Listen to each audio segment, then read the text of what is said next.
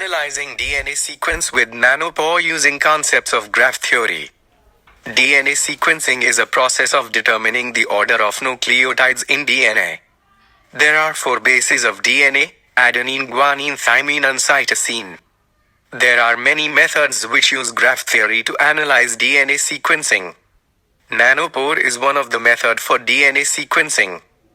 Nanopore are a few atoms in diameter and single-stranded DNA passes through optical or electrical mean. Through this passage, each individual base of the strand is identified, producing a seemingly endless chain of A, C, T, and G. Bokharian used this method to analyze DNA sequencing, in which they used the Bruin graph, which is dependent on the length of oligonucleotides, K.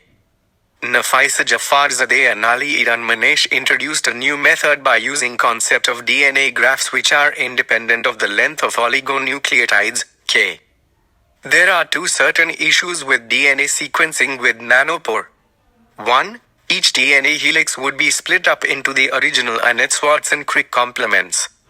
2. There is no control on the orientation in which the string passed through the nanopore.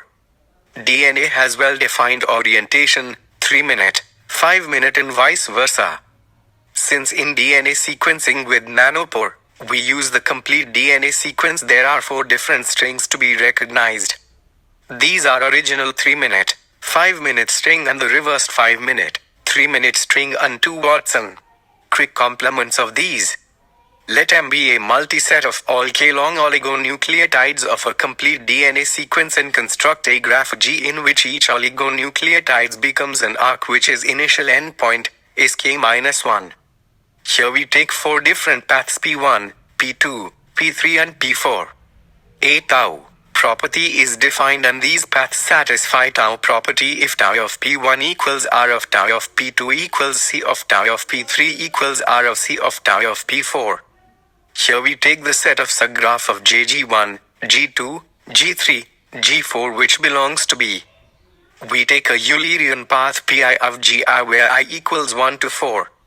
If the set of subgraph of G satisfy the tau property, we can say that Pi is a single string of DNA sequence and therefore we can read a DNA sequence with this method. Here we take an example in which we take M as a 3 long oligonucleotides of a complete DNA sequence. Here the graph G and the subgraphs of G are given. Here for M the tau property satisfies. For illustrating the utility of this method, we use this method for sequencing of a complete segment of the first exon of beta globe in human gene. First we take K equals 4 and use our new method for sequencing the gene, and then we will take K equals 8 and then we'll compare results. Here for M dash which take K equals 4 and M double dash take K equals 8.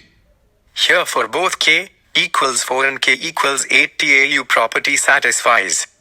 Here we get Pi dash equals Pi double dash, which means that no matter what the value of K is but we get the same result.